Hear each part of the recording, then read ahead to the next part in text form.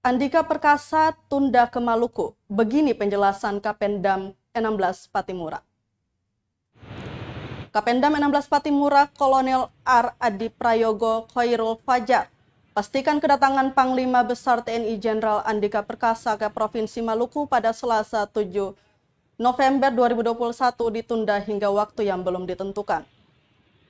Meski begitu, jadwal peninjauan vaksinasi pada Selasa 7 Desember 2021 di 3 lokasi di Maluku, yakni Desa Liang, Hitu, dan Lapangan Merdeka Kota Ambon tetap dilaksanakan oleh pejabat tinggi di Kodam 16 Patimura.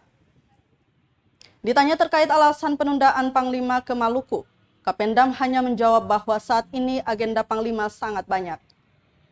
Dilansir dari akun Instagram, Presiden RI Joko Widodo menyebutkan bahwa jajarannya untuk segera melakukan langkah tanggap darurat terkait erupsi Gunung Semeru.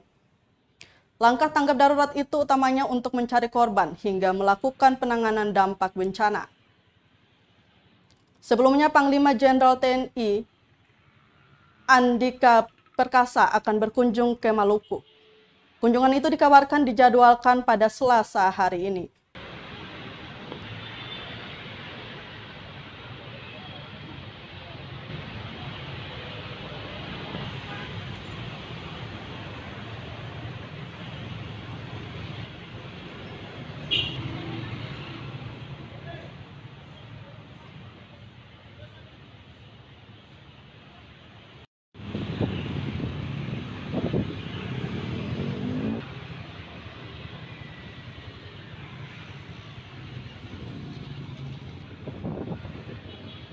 Terima kasih sudah nonton.